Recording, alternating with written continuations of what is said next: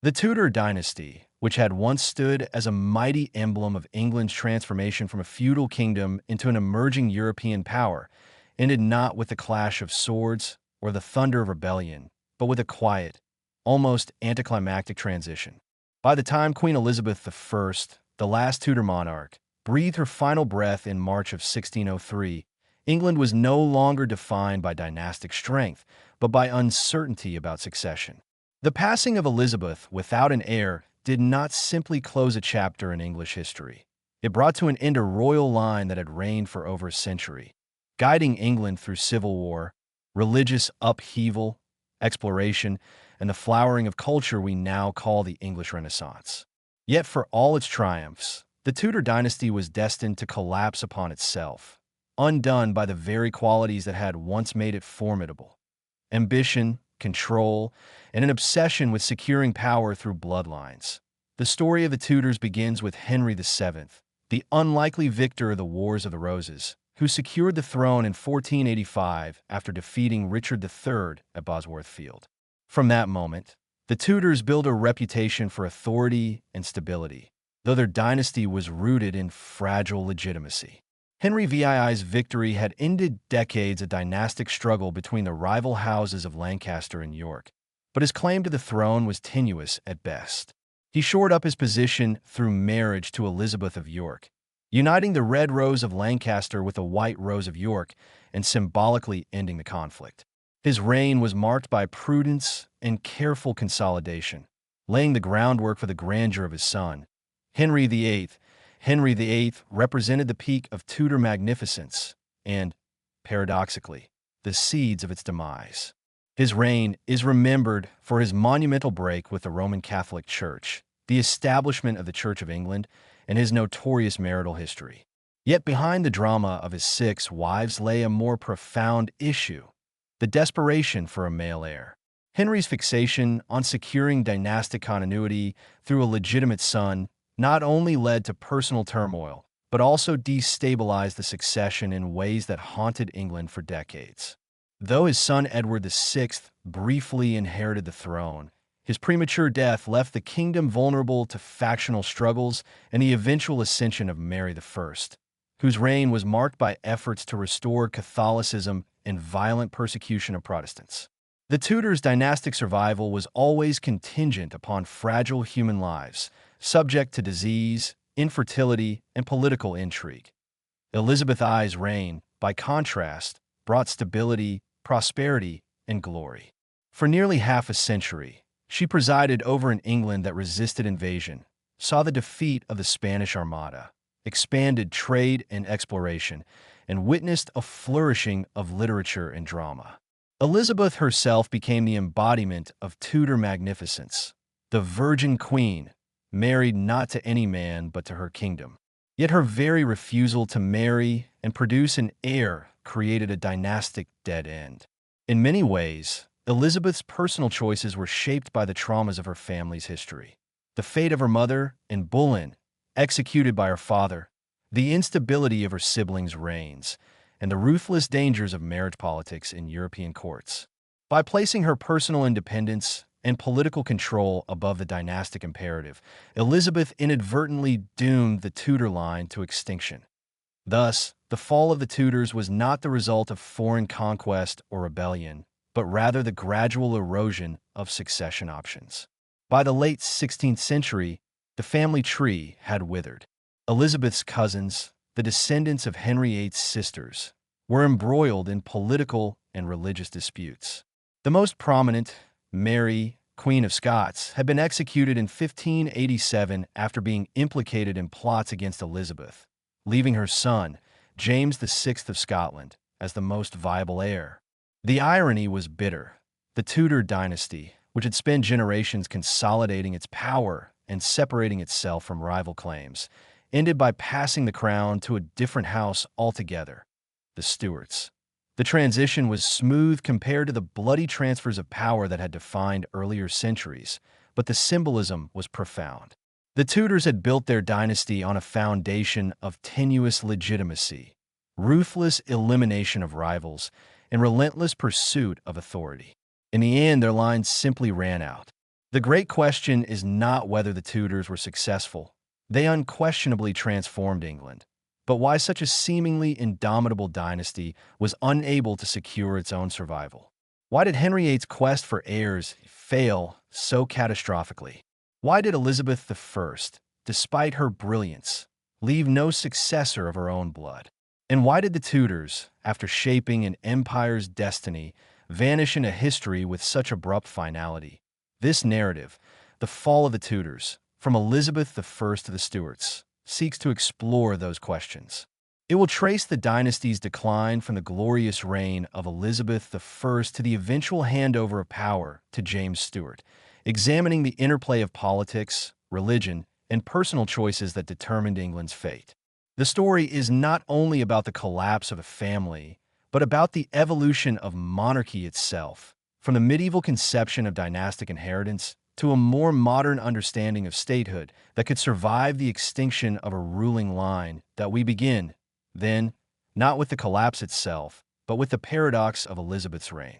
She was the monarch who embodied Tudor greatness, yet she was also the architect of its end.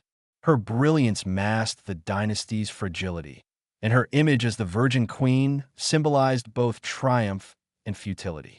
The Tudor sun, which had risen so brightly over England in the late 15th century, set with her, giving way to a new dynasty and a new chapter in England's history. To understand why, we must look beyond the surface of glory and explore the shadows that linger beneath.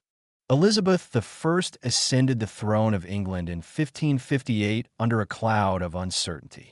At the age of 25, she inherited a kingdom exhausted by decades of religious conflict and shaken by the brief, turbulent reign of her half-sister, Mary I.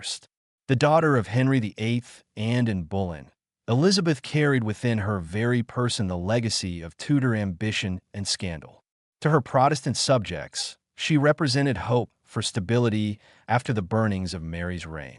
To Catholics, she was a bastard queen, illegitimate in their eyes because the Pope had never recognized Henry's annulment of his marriage to Catherine of Aragon. Yet even her detractors could not deny her intelligence, charisma, and political acumen. Over the course of nearly half a century, Elizabeth transformed England into a formidable power, but the question of succession haunted her reign like a specter that would not be banished. From the earliest days of her rule, Elizabeth was under relentless pressure to marry. The political logic was unassailable. A queen regnant was vulnerable without a husband, and dynasties survived through heirs. Europe's royal houses were eager to forge alliances through her hand. Suitors ranged from Philip II of Spain, her former brother-in-law, to Archduke Charles of Austria, to Robert Dudley, her childhood friend and favorite at court. Parliament repeatedly urged her to secure the future of the dynasty by producing children. Yet Elizabeth resisted, weaving a careful web of ambiguity around her intentions. She understood that marriage would inevitably mean sharing power and risking the fate that had destroyed her mother and her cousin, Catherine Howard.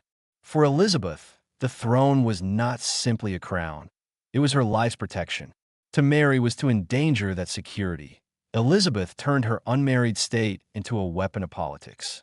She styled herself as the Virgin Queen, devoted to her country alone, and cultivated the image of a ruler who was both woman and monarch, mother and sovereign. This persona allowed her to command loyalty in a way no ordinary queen consort could. At the same time, her refusal to settle the matter of succession created a dangerous vacuum.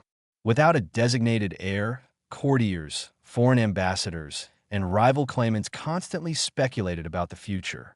The lack of clarity was both a strength and a weakness. It kept ambitious factions guessing, but it also risked plunging England into chaos upon her death. Among the claimants to Elizabeth's throne, none was more dangerous or more compelling than Mary, Queen of Scots. A granddaughter of Henry VII's daughter Margaret, Mary Stuart had a strong dynastic claim. Her Catholic faith made her a natural figurehead for those who opposed Elizabeth's Protestant rule. After being forced to abdicate in Scotland and fleeing to England in 1568, Mary became a prisoner of her cousin for nearly 2 decades. Elizabeth treated her with a mixture of fascination, caution, and hostility. Mary's presence on English soil was a constant reminder that Elizabeth's position was not unassailable. Catholic plots, often supported by foreign powers like Spain, sought to free Mary and place her on the English throne. For Elizabeth, Mary represented the peril of unresolved succession, a rival whose claim could spark rebellion at any moment. The situation grew more dire as Elizabeth aged. By the 1580s, it was clear that she would bear no children. The Tudor dynasty, once so obsessed with producing heirs, now faced extinction. Elizabeth's courtiers, especially William Cecil and later his son Robert, tried to prepare for the inevitable, quietly assessing possible successors. Yet Elizabeth herself refused to name one. To declare an heir was to invite conspiracy. Better, she thought, to leave the future shrouded in uncertainty than to empower a rival while she still lived. Her caution was understandable, but it came at a cost. The longer she delayed, the more precarious the Tudor legacy became. The execution of Mary, Queen of Scots, in 1587 marked a turning point. For years, Elizabeth had resisted the idea of killing her cousin, aware of the moral, political, and religious consequences. To execute a crowned queen was to set a dangerous precedent, and Elizabeth knew it would outrage Catholic Europe. But after the discovery of the Babington plot, a conspiracy to assassinate Elizabeth and place Mary on the throne, her hand was forced. Mary's death removed the immediate Catholic threat, but it also cleared the path for her son, James VI of Scotland, to become the leading candidate for succession. Elizabeth may not have named him openly, but her advisors began to view James as the only realistic choice. In this sense, Mary's death sealed the Tudors' fate. The dynasty's future now pointed toward the Stuarts. Despite the succession crisis that loomed over her reign, Elizabeth remained extraordinarily successful in other areas. The defeat of the Spanish Armada in 1588 secured England from foreign invasion and established its naval power. Explorers like Francis Drake and Walter Raleigh expanded English influence overseas. The flowering of culture under Shakespeare, Marlowe, and Spenser gave Elizabeth's court an aura of magnificence. Her reign became a golden age in the English imagination. Yet beneath the glittering surface, the dynasty's foundations were crumbling. For all her brilliance, Elizabeth had failed in the most basic dynastic duty, to continue the line that it is tempting to view Elizabeth's refusal to marry as a selfish choice, but it was more complicated than that. She had witnessed firsthand how marriage destroyed queens. Her mother was executed after falling from Henry VIII's favor. Her stepmother, Catherine Howard, met a similar fate. Mary Tudor's marriage to Philip II had been unpopular and disastrous, dragging England into wars and reinforcing her unpopularity. Elizabeth understood that in her case, marriage was not only a personal risk but a political liability. By staying single, she retained absolute control. By avoiding childbirth, she avoided the dangers that had killed so many women of her time. But the price of her independence was the extinction of her dynasty. By the closing years of her reign, Elizabeth was an aging monarch whose court whispered about her decline. The Gloriana of the Armada years gave way to a lonely figure surrounded by younger courtiers who no longer revered her as they once had. She grew increasingly paranoid and melancholy, aware that death was near and the future uncertain. When she died in March 1603, the transition was surprisingly smooth. James VI of Scotland became James I of England, uniting the crowns peacefully. Yet this smoothness masked the underlying truth. The Tudors had failed to secure their own continuation. Their fall was not dramatic, but inevitable. The quiet fading of a dynasty that had burned too brightly to last. Elizabeth's reign, then, is the great paradox of Tudor history. She embodied the dynasty's greatness, its triumphs in culture, religion, and politics, while simultaneously ensuring its end. Her brilliance could not overcome biology, and her caution could not preserve the family line. The problem of succession, unresolved throughout her reign, proved fatal to the Tudors. The Virgin Queen, who claimed to be wedded to her people, left her throne to another house altogether. If Elizabeth I represented the golden facade of Tudor power, Mary Stuart, Mary, Queen of Scots, embodied the shadow that haunted it. The story of Mary is one of brilliance dimmed by misfortune, of beauty and charisma entangled in tragedy. Her life intersected fatally with Elizabeth's, and though she would never wear the English crown, her bloodline would ultimately inherit it. To understand the fall of the Tudors and the rise of the Stuarts, one must understand Mary, Elizabeth's cousin, her mirror image, and in many ways her undoing. That Mary's birth in 1542 seemed auspicious. She was the only legitimate child of James V of Scotland and his French-born wife, Mary of Guise. Just 6 days after her birth, her father died, leaving the infant queen to inherit the Scottish throne. Unlike Elizabeth, whose legitimacy was always contested, Mary's claim was impeccable, bolstered by direct descent from Henry VII through his daughter Margaret Tudor. This connection gave her a powerful, if latent, claim to the English crown. To Catholics who denied Henry VIII's divorce and the legitimacy of Elizabeth's birth, Mary was the rightful heir of England as well as Scotland. This dual identity, Scottish queen by birth, English queen by claim, placed Mary at the center of European power struggle from infancy. Raised in France as part of the old alliance between Scotland and France, Mary grew up surrounded by culture, refinement, and Catholic orthodoxy. At 16, she married the French Dauphin, Francis, and briefly became Queen Consort of France when he ascended the throne. Elegant, educated, and devout, Mary seemed destined for greatness. But fate turned cruel. Francis died young in 1560, leaving Mary widowed at 18. With little choice, she returned to Scotland to assume her rule, entering a land far less refined than the French court she had known.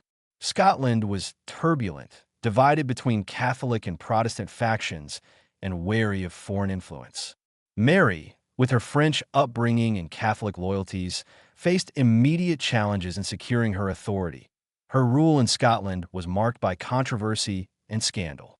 Her marriage to Henry Stuart, Lord Darnley, a handsome but vain and reckless nobleman, initially seemed promising, for Darnley too had Tudor blood, which strengthened Mary's English claim. Yet the union quickly soured. Darnley's arrogance and jealousy alienated both Mary and her nobles. When her secretary, David Rizzio, was murdered in her presence by Darnley's allies in 1566, the Queen's position became precarious. Darnley himself was assassinated in 1567 under mysterious circumstances, and suspicion fell upon Mary and her new consort, the ambitious James Hepburn, Earl of Bothwell. Their hasty marriage, so soon after Darnley's death, scandalized the nation and turned her nobles against her.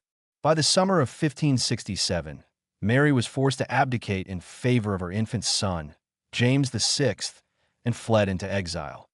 Her flight to England marked the beginning of the most fateful chapter of her life and the Tudor dynasties. Elizabeth faced a dilemma. Mary was her cousin, her fellow queen, and, in the eyes of many, her rightful successor. Yet she was also a threat. To harbor Mary was to invite plots and foreign intrigues. To execute her was to set a dangerous precedent. Elizabeth chose a middle path. Mary was held in honorable captivity, housed in castles and manors across England, guarded but not openly mistreated. For nearly 19 years, Mary lived as a prisoner guest, writing letters, maintaining correspondence with Catholic supporters, and nurturing the hope that she might one day reclaim her throne. In captivity, Mary became the focal point for Catholic opposition to Elizabeth. She was not merely a person, but a symbol, a living alternative to the Protestant queen. Plots to free her proliferated. The Ridolfi plot of 1571, the Throckmorton plot of 1583, and finally the Babington plot of 1586, each involving conspirators who sought to overthrow Elizabeth and place Mary on the throne, often with foreign backing. While Elizabeth hesitated to act decisively against her cousin, her ministers, especially Sir Francis Walsingham, viewed Mary as a mortal danger to the stability of England. through networks of spies and intercepted letters. Walsingham gathered evidence that Mary herself had consented to schemes involving Elizabeth's assassination. At last, Elizabeth's reluctance crumbled. Mary's trial in 1586 was unprecedented. A queen anointed by God was being judged not as a sovereign, but as a subject. Though she defended herself with dignity, the evidence was damning. In February 1587, Elizabeth signed her cousin's death warrant, though she would later claim she did so reluctantly, even accidentally. Mary was executed at Fotheringhay Castle, her composure and Catholic devotion transforming her into a martyr in the eyes of many. Her death reverberated across Europe. Philip II of Spain cited it as justification for launching the Spanish Armada, while Catholic communities mourned the fallen queen. Elizabeth, meanwhile, was said to have wept bitterly when she heard the news, though whether from guilt, fear, or political calculation remains uncertain. That Mary's death resolved one problem, but created another. By removing Mary, Elizabeth eliminated a rival claimant, but she also ensured that Mary's son, James VI of Scotland, stood next in line. Unlike his mother, James was Protestant, pragmatic, and shrewd. He had ruled Scotland since infancy under the guidance of regents and had developed a reputation for careful statecraft. By the 1590s, Elizabeth's ministers quietly courted James as the logical successor. The irony was stark. The Tudors, who had sought to preserve their dynasty against rivals, had effectively cleared the path for the Stuarts to inherit the English throne. The shadow of Mary lingered, however. She had embodied everything Elizabeth feared: the perils of female monarchy, the dangers of marriage, the volatility of dynastic claims. Elizabeth's refusal to name a successor can be partly explained by her anxiety over Mary's fate. She had seen how rivalries could lead to imprisonment and execution. She would not give her courtiers the chance to crown James, or anyone else, while she lived. Yet in her caution, she merely postponed the inevitable. The Tudors, whose legitimacy had always been fragile, had tied their fate to a dynasty waiting in the wings. Mary's legacy is paradoxical. In life, she was a tragic queen, undone by personal choices and political circumstances beyond her control. In death, she became the gateway through which her descendants inherited the English throne. Her execution may have ended her own ambitions, but cleared the stage for James VI, who would become James I of England in 1603. In this way, Mary, the captive queen, outlasted Elizabeth in influence, ensuring that the Tudor dynasty gave way to the Stuarts. The fall of the Tudors, then, cannot be understood without Mary's story. She was not simply Elizabeth's rival. She was the living reminder of dynastic fragility, the embodiment of the unresolved question of succession. While Elizabeth glittered as the Virgin Queen, Mary loomed in the shadows, her very existence a threat and her death a turning point. The Tudor line ended not with Elizabeth's blood, but with Mary's, the blood of Margaret Tudor, sister of Henry VIII, flowing into the veins of James Stuart, who would unite the crowns of England and Scotland. Thus, even in defeat, Mary triumphed. The image of Elizabeth I that endures in popular memory is the triumphant queen of the Armada years, radiant in jeweled gowns, commanding her troops at Tilbury, declaring that though she had the body of a weak and feeble woman, she possessed the heart and stomach of a king.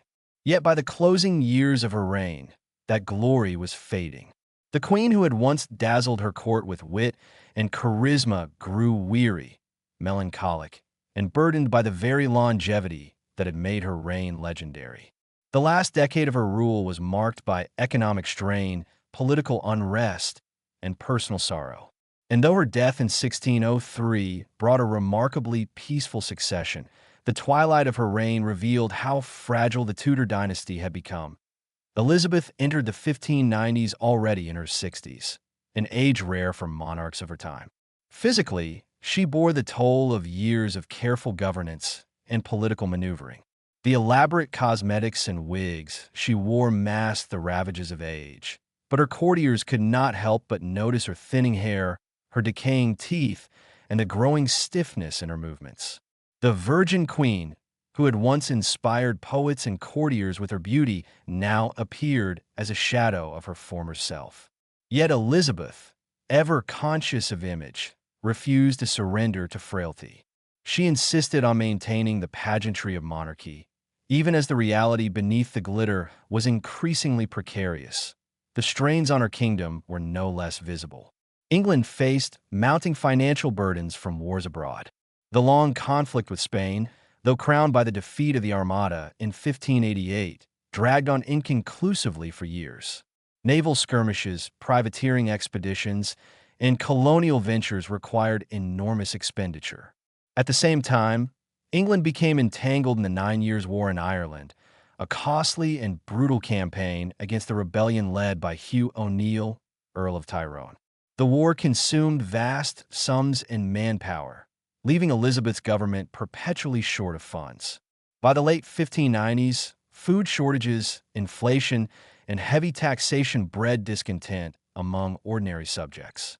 The golden age of prosperity that had defined Elizabeth's earlier years gave way to economic hardship. Politically, too, the court grew restless. Elizabeth's reliance on her trusted ministers had long been a source of stability, but time took its inevitable toll. William Cecil, Lord Burleigh, her closest advisor for decades, died in 1598. His son, Robert Cecil, inherited much of his father's influence, but he lacked the same gravitas and inspired less confidence among Elizabeth's courtiers. Meanwhile, ambitious nobles such as Robert Devereux, the Earl of Essex, grew impatient with the aging queen's cautious style of governance. Essex, once a favorite of Elizabeth, embodied the frustrations of a younger generation eager for bold action. His disastrous campaign in Ireland and subsequent rebellion in 1601 ended in failure in his execution, but the episode underscored the growing instability at court. Elizabeth, who had built her reign on careful balancing of factions, now found her authority challenged by those unwilling to wait for her death. The queen's personal life was equally marked by sorrow. Her refusal to marry and produce heirs had long been a political question, but in her later years, it became a source of loneliness. She surrounded herself with younger courtiers, cultivating their loyalty through flattery and favor, but the gap in age grew ever more apparent. Many of her closest companions and favorites, including Robert Dudley, Earl of Leicester, had died years earlier. Even her relationship with Essex, which had offered a brief spark of emotional intensity, ended in betrayal and blood. Elizabeth's melancholy deepened, and she became increasingly withdrawn, retreating to her palaces and losing the vitality that had once defined her presence. Yet, even in decline, Elizabeth retained remarkable political instincts. She continued to navigate the treacherous waters of European diplomacy, maintaining England's independence between the great Catholic powers of Spain and France. Her cautious foreign policy, often criticized by her more aggressive courtiers, had in fact preserved England from ruin. By refusing to commit fully to continental wars, she prevented the kingdom from exhausting itself in the way Spain had. She also ensured that Protestantism remained firmly established in England, securing a religious settlement that, despite dissent, endured beyond her death. If her reign ended in shadows, it also left behind structures that would outlast the Tudors themselves. The succession question, however, loomed larger than ever. Elizabeth had outlived nearly all potential Tudor heirs. The descendants of Henry VIII's younger sister, Mary Tudor, were tainted by scandal and lacked sufficient support. The descendants of his elder sister, Margaret Tudor, through her marriage into the Scottish royal family, presented a more viable option. Chief among them was James VI of Scotland, the son of Mary, Queen of Scots. For years, Elizabeth had refused to name him publicly as her heir, clinging to her principle of keeping the future uncertain to preserve her own authority. Yet in practice, her ministers, led by Robert Cecil, had already opened secret negotiations with James. By the late 1590s, it was clear to those in power that the Stuart King of Scotland would succeed the childless Tudor queen. Elizabeth herself seemed increasingly aware of her mortality. In her final years, she suffered bouts of illness and displayed signs of deep depression. Accounts from courtiers describe her sitting for hours in silence, reluctant to eat or sleep, haunted by the deaths of her old companions and by her own advancing age. In early 1603, she fell gravely ill. Too weak to speak clearly, she communicated through gestures and whispers. When pressed by her counselors about the succession, she is said to have indicated James VI as her choice, though whether she did so explicitly or ambiguously remains debated. On March 24, 1603, Elizabeth died at Richmond Palace. With her death, the Tudor dynasty came to an end. The transition was astonishingly smooth compared to the violent upheavals that had marked previous changes of dynasty. James VI of Scotland was proclaimed James I of England with little opposition, uniting the crowns of England and Scotland in what would later be called the Union of the Crowns. That peace was, in many ways, Elizabeth's final gift to her kingdom. By refusing to entangle England in disastrous wars, by preserving religious settlement, and by allowing her ministers to prepare the way for James, she ensured that her people would not suffer another civil war at her death. Yet the fact remained, the Tudors, for all their magnificence, had failed to continue their line. Elizabeth's legacy is therefore dual. On one hand, she is remembered as one of England's greatest monarchs, presiding over an age of exploration, cultural flowering, and national identity. Her reign symbolized the height of Tudor power and prestige. On the other hand, she was the queen who ended her dynasty, choosing sovereignty and independence over marriage and children. Her greatness came at the cost of her family's survival. In the paradox of her reign lies the paradox of the Tudors themselves, brilliant, transformative, and unforgettable, yet destined to vanish with the death of their last monarch. The twilight of Elizabeth's reign, then, illuminates the central theme of the Tudor fall. Dynasties depend upon heirs, and heirs depend upon choices made in the private chambers of monarchs. Elizabeth's choice to rule as the Virgin Queen gave England stability in her lifetime, but ensured the extinction of her bloodline. The Tudors ended not with a bang, but with a quiet passing, their son setting into the dawn of a new dynasty. When Elizabeth I died in March 1603, the English people braced themselves for uncertainty. Dynastic transitions in England had so often been turbulent, marked by plots, uprisings, or outright wars. Yet this time, the shift was startlingly smooth. Within hours, messengers were racing north to Scotland, carrying news to James VI that he was now also James I of England. The crowns of England and Scotland, long divided, were suddenly united upon the head of one man. With that moment, the Tudor dynasty ended, and the Stuart era began. For James, the inheritance was both triumph and vindication. He was the son of Mary, Queen of Scots, whose life had been consumed by her rivalry with Elizabeth. Mary had died on the executioner's block, branded a traitor, but her bloodline prevailed. The irony was unmistakable. The Tudor queen, who had spent decades resisting the Catholic threat embodied in her cousin, had inadvertently paved the way for her cousin's Protestant son to succeed her. The Tudors had fought to preserve their fragile legitimacy. The Stuarts gained it by simply surviving that James's claim to the English throne was strong by the standards of the time. Through his great-grandmother Margaret Tudor, Henry VIII's elder sister, he was the closest living relative of Elizabeth in the legitimate royal line.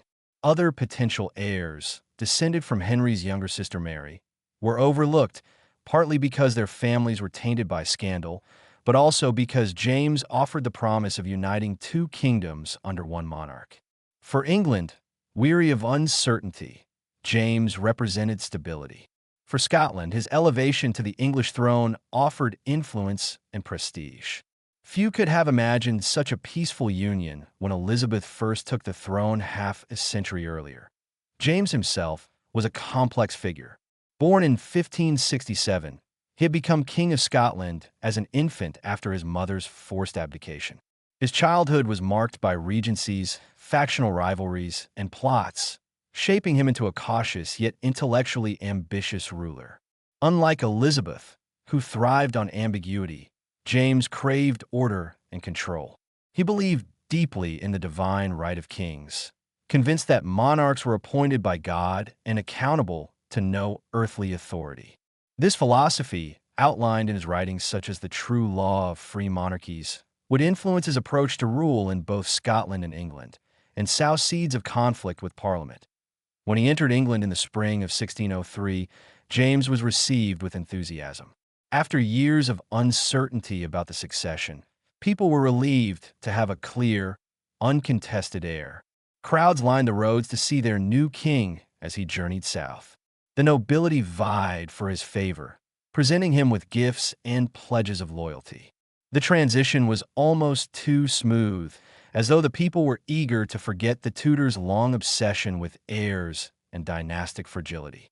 For a moment, it seemed that England had escaped the bloody convulsions of the past. Yet beneath the pageantry, the shift from Tudor to Stuart marked a profound change. Elizabeth had embodied her dynasty, her image carefully cultivated as a symbol of strength and stability. James, by contrast, arrived as an outsider, Scottish by birth, with little of the charisma or mystique that Elizabeth had commanded. He lacked her instinctive grasp of image-making, often appearing awkward and undignified in public. Where Elizabeth had mastered the art of ruling through theater and symbolism, James leaned on his intellectual confidence and his belief in absolute monarchy.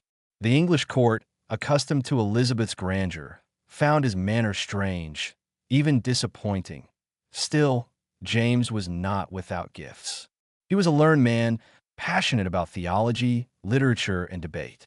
His reign would see the commissioning of the King James Bible, a monumental cultural achievement that endures to this day. He was skilled at balancing religious factions, at least initially, and sought to present himself as a peacemaker after decades of conflict. His most notable achievement in this regard was ending the long war with Spain in 1604, bringing England a peace that Elizabeth had been unable or unwilling to secure. For a kingdom drained by costly wars, this was a welcome relief.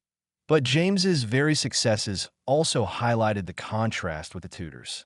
Elizabeth had been defined by her independence, her refusal to bow to foreign powers or domestic pressures.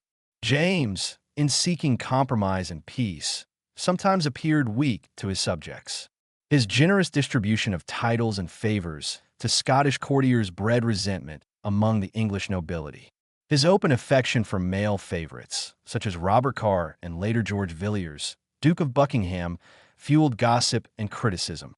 Where Elizabeth had ruled with careful ambiguity, James seemed unable or unwilling to mask his personal inclinations. The deeper issue, however, lay not in James's personality, but in the shift from Tudor legitimacy to Stuart inheritance. The Tudors had survived because they embodied a narrative. Henry VII as the victor of Bosworth, Henry VIII as the breaker of Rome, Elizabeth as the Virgin Queen who saved England from the Armada. Their authority was theatrical, symbolic, and deeply tied to personal image. The Stuarts, by contrast, inherited a throne without the same mythology. James could not claim to have founded or saved his dynasty. He had simply inherited the Tudors' legacy. His rule highlighted the central paradox. The Tudors had been too brilliant to endure. Their brilliance left no room for continuation. With Elizabeth's death, the dynasty dissolved, and the Stuarts, less dazzling but more sustainable, stepped in. The unification of the crowns also presented challenges. Though James styled himself King of Great Britain, England and Scotland remained legally distinct kingdoms with separate parliaments, churches, and laws. The union was personal, not political, and it created tensions that would fester in later generations. English subjects often viewed James as too Scottish, while Scots feared being overshadowed by their larger, wealthier neighbor. The delicate balance of this dual monarchy required skills that even Elizabeth might have struggled to master. James, confident in his divine authority, often underestimated the depth of these divisions. Yet in 1603, as the Tudors faded into memory, few dwelt on these complexities. The peaceful accession of James was itself remarkable. After centuries of dynastic wars, from the Wars of the Roses to the plots of Elizabeth's reign, the absence of bloodshed seemed almost miraculous. It testified to the stability Elizabeth had built, even as she failed to secure her dynasty's future. The Tudors' fall was thus not a violent collapse, but a quiet surrender, their glory passing seamlessly into the hands of another house. James's inheritance, then, was both gift and burden. He gained a kingdom richer and more powerful than his native Scotland, a throne made secure by Elizabeth's long rule. But he also inherited the expectations of a people accustomed to Tudor magnificence, the challenges of religious division, and the unresolved question of how monarchy should coexist with Parliament. The Tudors had left him a stage set for greatness. Whether the Stuarts could play the role was another matter. In the end, the succession of James VI marked the completion of the Tudor story. The dynasty that had risen from the battlefield of Bosworth, that had reshaped religion and culture, that had dazzled Europe with its splendor, came to an end not in defeat, but in quiet inevitability. Elizabeth had outlived her bloodline, and with her death, the Tudor experiment concluded. The Stuarts, with James at their head, stepped forward to inherit not only a throne but also the weight of expectation and the shadow of a dynasty too brilliant to endure. The death of Elizabeth I in 1603 seemed, on the surface, to resolve England's dynastic anxieties. For the first time in generations, the crown passed peacefully from one monarch to the next, without civil war, rebellion, or violent dispute. Yet the Tudor legacy did not vanish with Elizabeth's last breath. On the contrary, the memory of the Tudors haunted the Stuart dynasty from its first days. Their grandeur, their religious upheavals, and their carefully cultivated image of magnificence left expectations that James I and his heirs struggled to meet. The Tudors were gone, but they cast a long shadow, one that exposed the fragility of their achievements and shaped the politics of the 17th century. At the heart of the Tudor legacy lay religion. Henry VIII's break with Rome had set England on an irreversible path, but the settlement was far from secure. Edward VI had pushed the kingdom toward radical Protestantism, only for Mary I to drag it back to Catholicism with fire and sword. Elizabeth I's settlement of 1559 had sought a middle way, Protestant doctrine combined with elements of traditional ritual designed to satisfy as many subjects as possible. Over time, this compromise became the foundation of the Church of England. Yet compromise, by definition, left dissatisfaction on both sides. Catholics remained alienated, forced to practice their faith in secret or face fines and persecution. Puritans, meanwhile, believed Elizabeth's church retained too many Catholic vestiges. Thus, when James I inherited the throne, he also inherited a religious powder keg. James initially seemed well-positioned to manage these divisions. A Protestant by upbringing, he was nonetheless the son of a Catholic martyr, Mary, Queen of Scots. Some hoped he might ease the penalties on Catholics. Others hoped he might push the English Church toward greater reform. In 1604, Puritan ministers presented him with the millenary petition, calling for a purified church stripped of ceremony and hierarchy. James's response at the Hampton Court Conference was decisive. He rejected Puritan demands, declaring, "No bishop, no king." In doing so, he aligned the monarchy with the episcopal structure of the Church of England, securing continuity with Elizabeth's settlement. Yet this stance alienated radicals, planting seeds of resentment that would grow in the decades to come. For Catholics, initial hopes quickly curdled. James's reluctance to ease restrictions culminated in frustration and conspiracy. The most infamous was the Gunpowder Plot of 1605, a desperate scheme by Catholic extremists to blow up Parliament and the king himself. Its failure and the execution of Guy Fawkes and his fellow conspirators deepened anti-Catholic sentiment in England. From then on, Catholicism became synonymous with treason in the public imagination, a suspicion that would haunt Stuart monarchs for generations. The Tudors had left a kingdom divided by faith. The Stuarts inherited that division, with less of the political genius Elizabeth had used to contain it, Religion was only part of the Tudor legacy that weighed upon the Stuarts. Equally significant was the memory of Tudor majesty.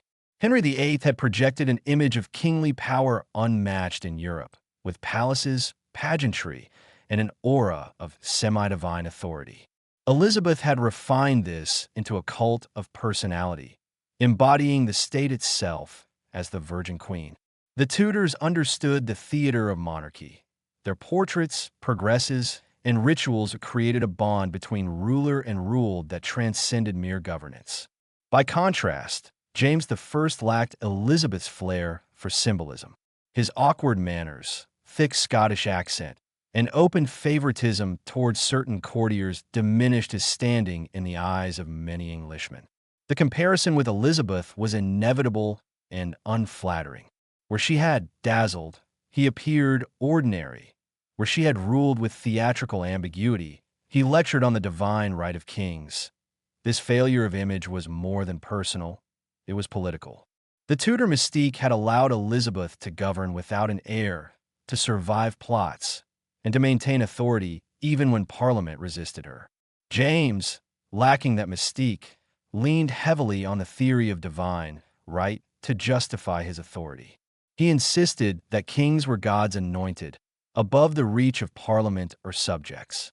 This clashed with the growing confidence of Parliament, which had tasted greater influence during the Tudor period. Under Henry VIII, Parliament had been used to legitimize the break with Rome. Under Elizabeth, it had played a role in religious settlement and taxation. By 1603, Parliament was accustomed to being more than a rubber stamp. James's insistence on absolute authority clashed with this tradition, creating tensions that would worsen under his son, Charles I. Economically, too, the Tudor legacy was fragile. Elizabeth had died, leaving a crown deeply in debt, burdened by years of war and costly foreign ventures. Though she had maintained stability, she had done so by deferring financial reckoning. James inherited these debts, and his own extravagance compounded the problem. His generosity towards Scottish favorites and his love of luxury alienated English nobles and drained the treasury. Compared to Elizabeth's frugal court, James's seemed wasteful, undermining the reverence with which subjects had viewed the monarchy. Once again, the comparison with the Tudors was damning. They had appeared magnificent without appearing profligate, while James appeared profligate without magnificence. Memory played its own role in sustaining Tudor prestige long after their dynasty ended. Elizabeth's reign quickly became idealized as a golden age, particularly in contrast with James's more mundane governance. Writers, poets, and courtiers who had lived through both reigns perpetuated this narrative, casting Elizabeth as Gloriana and James as a pale successor. Even those who had grumbled under Elizabeth's heavy taxes or religious compromises looked back with nostalgia once the reality of Stuart rule set in. The Tudor age became mythologized, a standard against which the Stuarts could not hope to measure. Yet perhaps the most fragile aspect of the Tudor legacy was its dynastic emptiness. The Tudors had left no heirs, no continuation of their bloodline. This meant that the Stuarts could not simply present themselves as natural successors. They had to build legitimacy by appropriating Tudor memory. James named his daughter Elizabeth, consciously echoing the Virgin Queen. He emphasized his descent from Margaret Tudor, linking himself to Henry VII. He sought to inherit not only the throne, but also the prestige of the Tudor name. Yet such strategies could not disguise the rupture. For all their triumphs, the Tudors had failed in the most fundamental duty of a dynasty, survival through blood. Their absence magnified their legend, making their fall seem both inevitable and tragic. In this sense, the Tudor legacy was a paradox for the Stuarts. On one hand, it gave them a secure throne. James's claim was accepted with minimal opposition, and the memory of Elizabeth's strong rule provided stability. On the other hand, it burdened them with expectations they could never fulfill. The Tudors had burned too brightly, leaving behind a standard of magnificence, religious settlement, and dynastic authority that no successor could easily match. Their fall was peaceful, but left an afterimage so dazzling that it overshadowed the very dynasty that followed. Thus, the Tudors' end was not simply the extinction of a family line. It was the beginning of a new era haunted by their memory. The Stuarts inherited a throne, but they also inherited unresolved divisions, unmanageable debts, and an idealized myth of monarchy that worked against them. The fragility of the Tudor legacy lay in its brilliance. It had created expectations that proved impossible to sustain. And so, even in their absence, the Tudors continued to shape England's destiny, their ghostly presence lingering in every conflict of the 17th century. The accession of James I had promised continuity after Elizabeth I's long reign. But continuity, as it turned out, was not enough. The Tudors had built their power on a mixture of fear, image, and compromise, constantly balancing parliament, religion, and foreign policy to preserve their dynasty. The Stuarts, by contrast, inherited the throne with little of that inherited charisma and much of the unresolved tension. What followed in the 17th century was a collision between monarchical theory and political reality, a conflict that revealed the limits of Tudor achievements and the fragility of Stuart rule. James I believed in monarchy not as a pragmatic arrangement, but as a divine institution. In the true law of free monarchies, he insisted that kings were little gods on earth, answerable only to God and superior to all earthly institutions, including Parliament. For a king raised in the factional chaos of Scottish politics, this doctrine was a shield against instability. Yet in England, it was tinder for conflict. Parliament, emboldened by its role in the Tudor Reformation, saw itself as a partner in governance, especially on matters of taxation and law. Elizabeth had skillfully managed this partnership by flattering MPs, respecting their grievances, and cloaking her authority in theatrical ambiguity. James, blunt and uncompromising, insisted on his supremacy. What Elizabeth had masked with charm, James exposed with dogma. Money sharpened these tensions. Elizabeth had died with debts of nearly £400,000, the result of decades of war with Spain and costly defense. James inherited these obligations, but lacked Elizabeth's frugality. His generosity towards Scottish favorites, his taste for lavish entertainments, and his pursuit of peace strained the crown's finances. To replenish the treasury, he turned to Parliament. Yet when MPs sought redress for grievances in exchange for subsidies, James bristled. He saw financial requests as an affront to his divine authority. In 1610, he proposed the Great Contract, in which Parliament would grant him a fixed annual income in return for surrendering some feudal dues. Negotiations collapsed amid mistrust, leaving the underlying financial instability unresolved. What Elizabeth had delayed, James brought into confrontation. The religious question deepened the divide. Elizabeth's settlement had left England with an uneasy balance between moderate Protestantism and residual Catholicism. James inherited this fragile arrangement but mismanaged expectations. His rejection of Puritan reforms at the Hampton Court Conference signaled a hardening of episcopal authority, alienating radicals. The Gunpowder Plot of 1605, though spectacularly foiled, intensified suspicion of Catholics and associated James's reign with treachery. Parliament used anti-Catholic sentiment as a political weapon, pressing for stricter laws and attacking royal policies that seemed too lenient.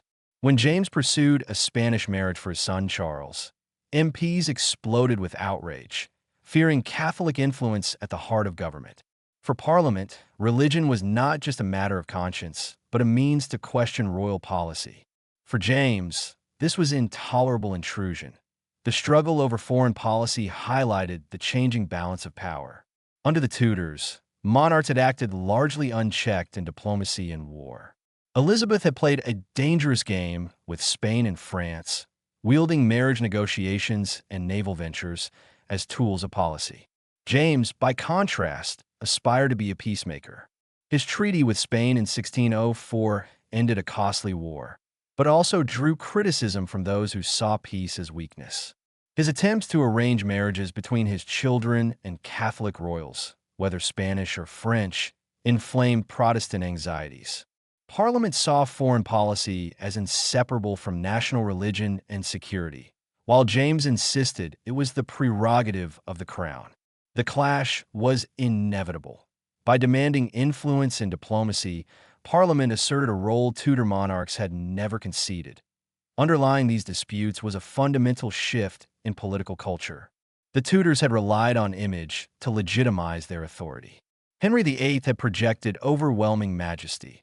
Elizabeth had cultivated the persona of Gloriana, the Virgin Queen. These performances had masked the monarchy's reliance on Parliament and the fragility of succession. By 1603, however, the illusion had worn thin. James lacked the charisma to sustain the performance, and the English gentry were more self-confident, educated, and willing to challenge authority. Print culture expanded debates beyond court and Parliament, giving political disputes a wider audience. The Tudors had controlled their image. The Stuarts could not. This widening political culture exposed the limits of monarchical authority. In 1621, when James sought funds for foreign policy, Parliament used the occasion to debate grievances, from monopolies to religious persecution.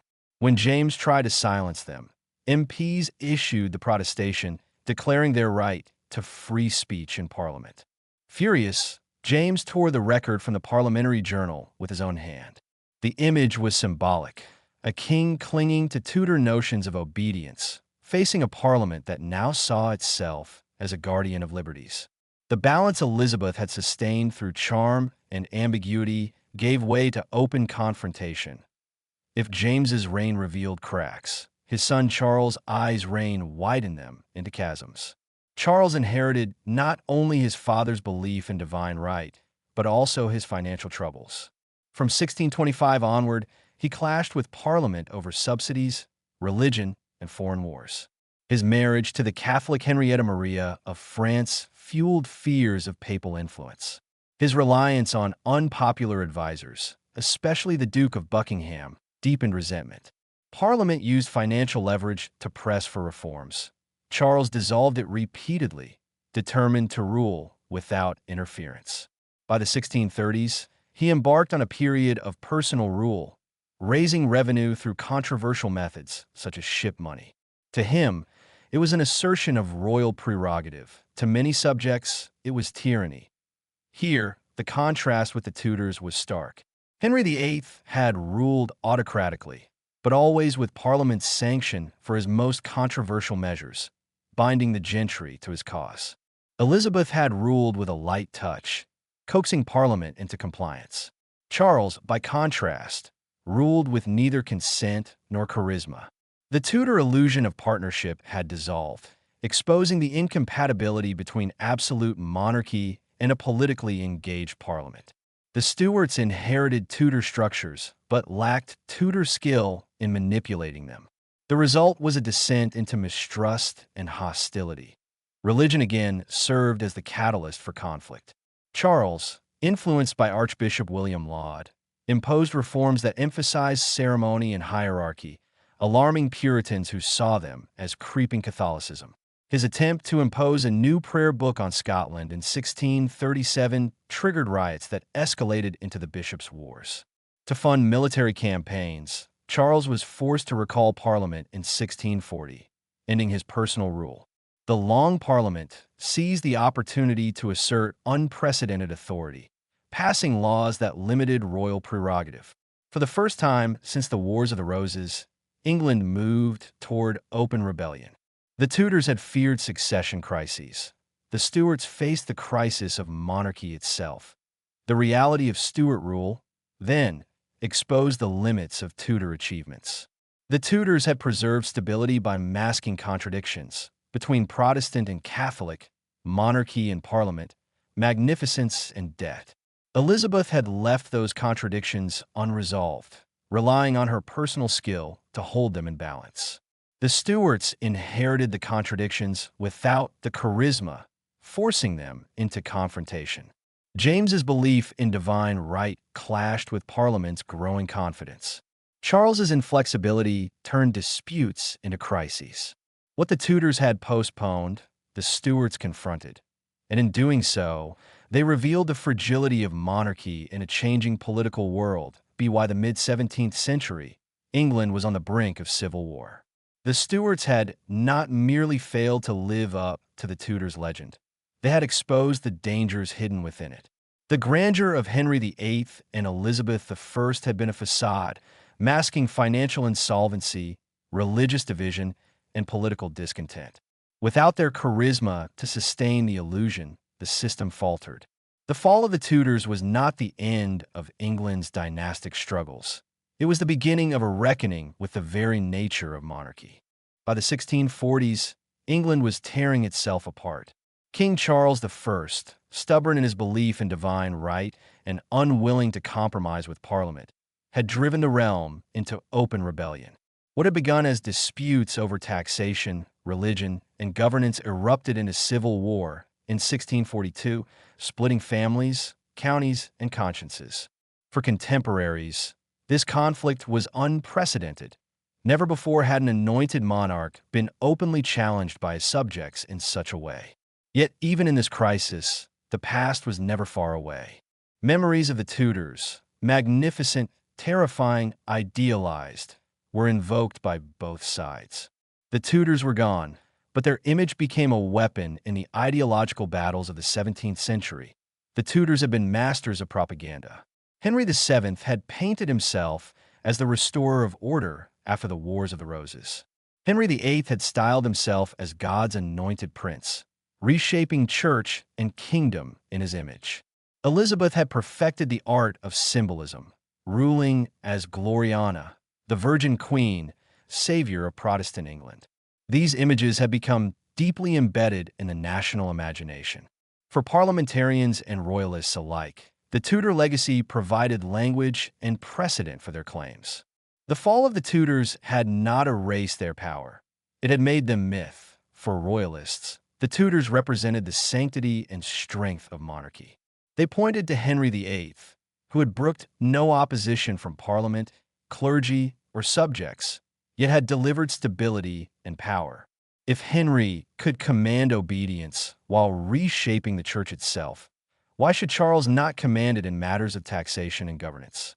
They recalled Elizabeth, who had stood firm against rebellion and invasion, uniting her people through loyalty to the crown. Royalist pamphlets compared Charles to Elizabeth at Tilbury, rallying troops against the Armada. They argued that just as Elizabeth had demanded unity in the face of Catholic Spain, so too should the people unite behind their king against rebellious subjects. To them, monarchy was the foundation of England's greatness, and the Tudors were proof. Parliamentarians, however, drew different lessons. They remembered the darker side of Tudor power: Henry VIII's tyranny, the executions of dissenters, Mary I's burnings of Protestants, Elizabeth's heavy-handed suppression of Puritan reform. They invoked Magna Carta and the rights of Parliament, pointing out that even the Tudors had governed with parliamentary sanction in matters of taxation and law. They argued that Elizabeth had respected Parliament's role, however reluctantly, and that Charles's refusal to do so marked him as a tyrant in the mold of Henry VIII. In pamphlets and sermons, they presented themselves not as rebels, but as preservers of the true English tradition, one that balanced monarchy with the liberties of the subject. The Tudors became a cautionary tale as well as a golden memory. Religion magnified these competing memories. Royalists emphasized Elizabeth as defender of the Protestant faith, portraying Charles as her rightful successor in preserving the church. Parliamentarians countered by highlighting Elizabeth's moderation, contrasting it with Charles's perceived Catholic leanings and his marriage to Henrietta Maria. To Puritans, Elizabeth's settlement had been a step toward reform, but Charles's policies under Archbishop Laud represented a betrayal, a drift back toward Rome. Thus, the Tudor past was divided: Elizabeth as model Protestant queen, Henry VIII as tyrant, Mary as persecutor. Each side reimagined the dynasty to fit its narrative. This battle of memory was not merely rhetorical. It shaped the politics of the war. Parliament's propaganda cast the struggle as a defense of the ancient Constitution, a phrase that suggested continuity with the past rather than revolution. They argued that they were defending England from innovation and tyranny, just as earlier generations had resisted abuses of power. In this narrative, the Tudors served as both exemplars and warnings. Royalists, by contrast, invoked the majesty of monarchy itself. They saw the king's person as sacred, a doctrine rooted in Tudor spectacle. The memory of Tudor magnificence made it possible to imagine Charles not merely as a ruler, but as a symbol of national identity under threat. As the war dragged on, the contrast with the Tudor past became sharper. The Tudor dynasty had preserved stability for over a century, surviving plots, invasions, and religious upheaval. By comparison, the Stuarts seemed inept, incapable of holding their kingdom together. Nostalgia for Elizabeth's reign grew more pronounced. Writers spoke of her golden age, when England had defeated the Armada, produced Shakespeare, and expanded overseas. Against the backdrop of civil war, Elizabeth's era seemed idyllic, even if the reality had been harsher. Memory softened the edges of her rule, turning her into a symbol of unity that the present lacked. The execution of Charles I in 1649 was the ultimate rupture. For the first time, an English monarch was put on trial and executed by his own subjects. To many, it was unimaginable. To others, it was the culmination of Stuart failure. In that moment, Tudor memory once again loomed large. Had not Henry VIII sent queens and ministers to the block in the name of royal authority? Had not Elizabeth signed the death warrant of Mary, Queen of Scots, to protect her realm? The Tudors had executed, but they had never been executed. The spectacle of a king's beheading reversed the symbolism of Tudor majesty, stripping monarchy of its sacred aura.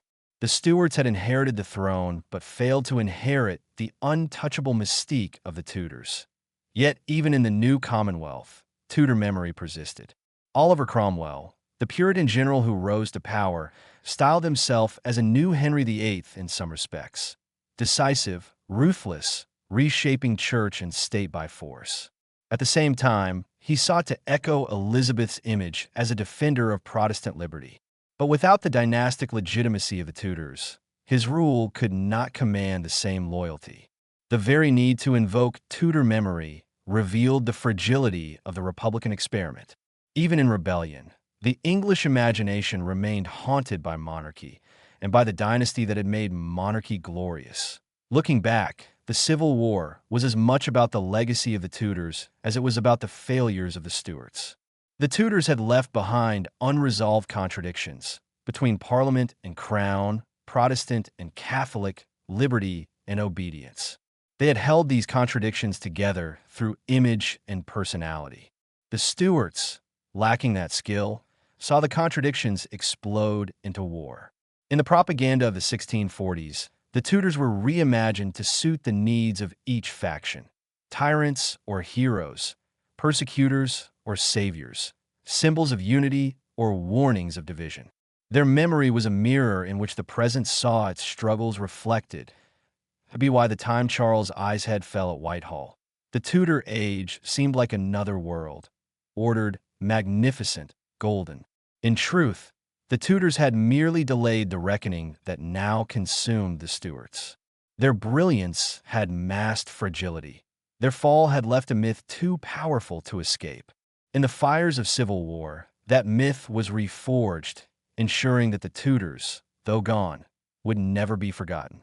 The Tudor dynasty ended quietly in 1603, with the death of Elizabeth I and the peaceful succession of James VI of Scotland.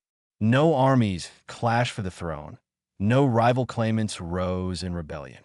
The dynasty that had begun in blood at Bosworth Field slipped into memory without a final struggle. Yet in truth, the Tudors never really ended. Their shadow stretched far into the 17th century and beyond, shaping not only the fortunes of the Stuarts, but also the very identity of England.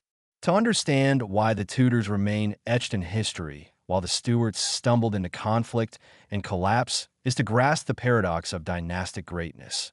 Brilliance can secure power, but it can also sow the seeds of fragility. The Tudors rose from near obscurity.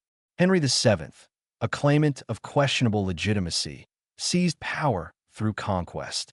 His victory at Bosworth in 1485 ended the Wars of the Roses and gave him the chance to craft a dynasty from fragile beginnings. Through careful marriage, ruthless elimination of rivals, and the use of symbolism, the Tudor rose, the imagery of divine sanction. He laid foundations for his heirs. His son, Henry VIII, built upon them with audacity. By breaking with Rome, he reshaped religion and bound the crown to Parliament in new ways. His reign, for all its tyranny, gave the monarchy a new kind of strength. Elizabeth I refined this inheritance, wielding her image as the Virgin Queen to mask the absence of heirs and the fragility of succession. In each generation, survival depended on theater, compromise, and ruthlessness. Yet this very brilliance contained the seeds of collapse. The Tudors centralized power in the monarch, but in doing so, they made their dynasty inseparable from the personalities of its rulers. Their authority depended on the performance of magnificence, on Henry's overwhelming majesty, Elizabeth's gloriana persona. When the line ended with Elizabeth, there was no institutional framework strong enough to carry that magnificence forward. The Stuarts inherited a throne, but not the magic. James I and Charles I lacked the charisma to sustain the illusion, and their insistence on divine right could not substitute for the theatrical authority the Tudors had wielded. What had seemed unshakable under the Tudors crumbled under their successors. Religion was another legacy, both powerful and perilous. The Tudors' Reformation had broken England from Rome and created the Church of England, but it had not resolved the underlying divisions.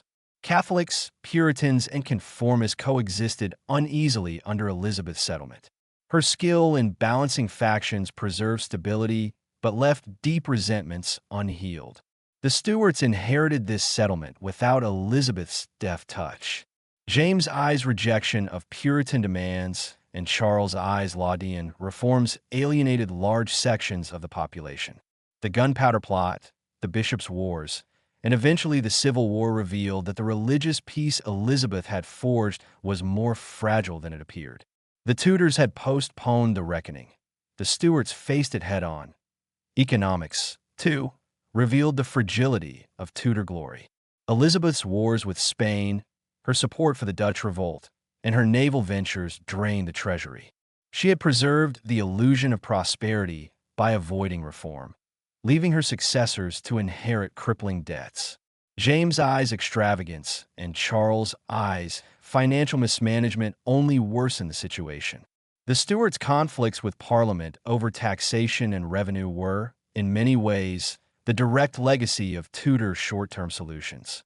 The Tudors had lived splendidly. The Stuarts paid the bill. The greatest Tudor legacy, however, was memory. Elizabeth's reign, in particular, became idealized as a golden age. Defeat of the Armada, flourishing of literature, expansion of overseas trade. These achievements became mythologized, overshadowing the hardships, persecutions, and political struggles of her reign. Against this myth, the Stuarts seemed pale, divided, and inept. Royalists tried to claim Tudor majesty for their cause. Parliamentarians used Tudor tyranny as a warning. In both cases, the Tudors were reimagined to serve contemporary needs.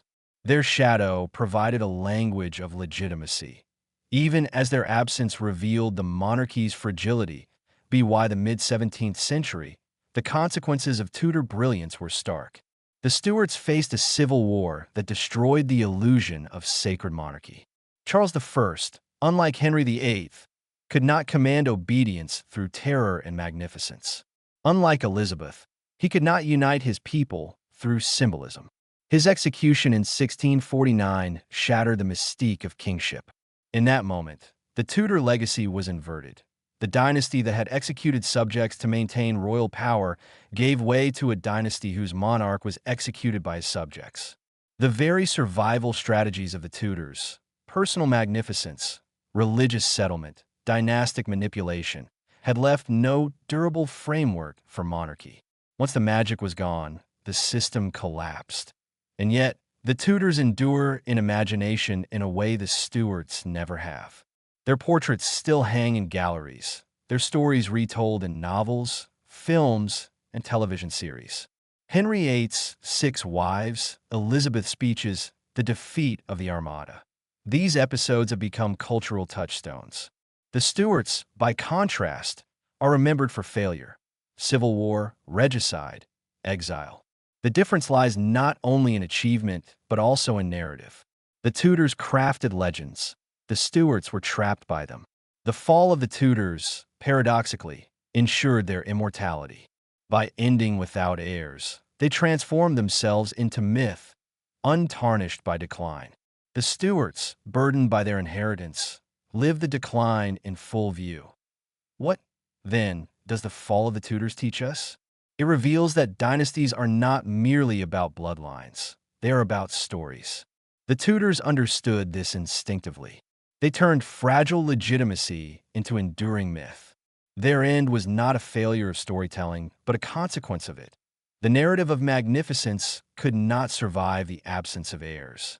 The Stuarts inherited the throne, but not the story, and without it, they could not command loyalty in a changing world. In the end, the Tudors fell not in disgrace or defeat, but in brilliance.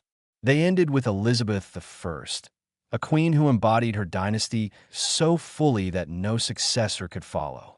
Their greatness lay in transformation.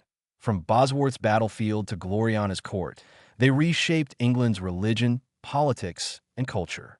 Their failure lay in fragility. No heirs, unresolved divisions, debts deferred.